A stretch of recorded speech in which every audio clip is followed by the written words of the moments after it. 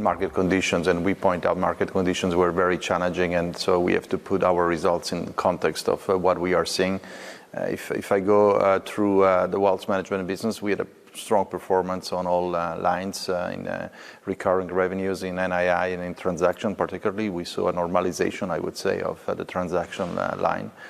In the Swiss business, net business volumes was able to offset the negative impact of rates, and we had a larger, relatively speaking, provision on one position, so that affected the performance.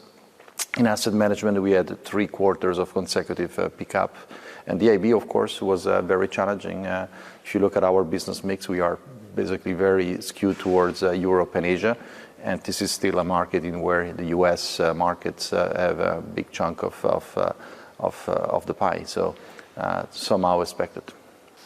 Let's talk a little bit more about your wealth management business. I see, looking at the details, you've been affected by net interest income. It's lower due to the lower interest rate environment. But it seems to me as though you're also seeing recurring fee income headwinds as well in that space.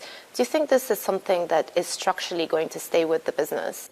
Well, actually, if you look at our NII, the interest rates income is pretty stable quarter on quarter. We have been able to mitigate the lower rates with higher volumes, and we are still taking actions to protect that. So when I look at recurring fees, of course, there you can see how clients' risk appetite is impacting recurring fees. We see them still, buying into mandates, but with lower risk profile, therefore with lower margins. And in that sense, it was helpful in the third quarter to see the transaction line being up, offsetting some of this. Now, you also recently announced that you're going to start charging and passing on negative rates to your ultra-high net worth customers, both in Swiss francs and also in euro. You've lowered the exemption threshold.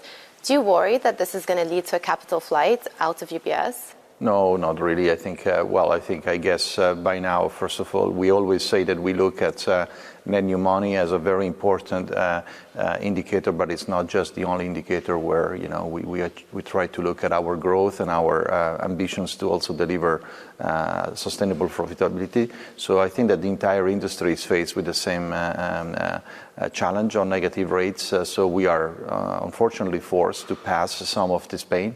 So we are not really passing all the pain of negative rates, but I think it's inevitable that we'll see probably also the rest of the industry following on that. Hi, I'm Joanna Bersecci, and thank you for watching. You can check out more of our videos by clicking on the boxes on the screen. And don't forget to subscribe to our channel for more from CNBC International. Thank you for watching.